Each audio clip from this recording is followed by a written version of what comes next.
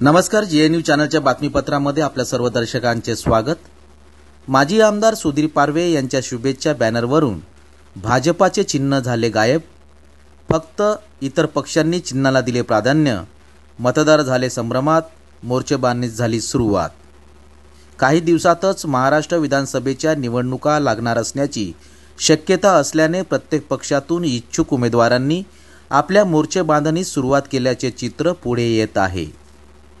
उमरेड विधानसभा क्षेत्र हा विशेषतः काँग्रेसचा गड मानला जात होता, परंतु भाजपाचे माजी आमदार सुधीर पारवे यांनी या बालेकिल्ल्याला खिंडार पाडत दोनदा विजय खेचून आणण्यात उमरेड विधानसभा क्षेत्रामध्ये भाजपाचा झेंडा रोवला। आता पुन्हा काही दिवसानंतर उमरेड विधानसभा निवडणुका लागणार आहेत।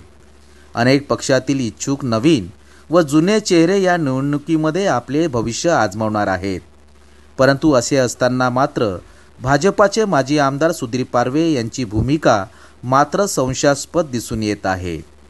सणासुदीच्या पर्वावर चौकाचौकात लावण्यात आलेल्या बॅनरवर माजी आमदार सुधीर पारवे यांना कमळ चिन्हाचा विसर पडल्याचे त्यांच्या शुभेच्छा बॅनरवरून निदर्शनास येत आहे।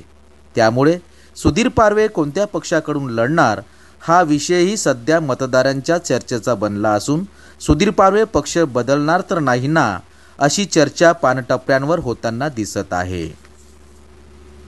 सुधीर पारवेंच्या बॅनरवरील भाजपाचे कमळ चिन्ह गायब झाल्याने व प्रमोद घरडे यांच्या बॅनरवर कमळ चिन्ह दिसत असल्याने मतदारही सध्या संभ्रमात पडला आहे।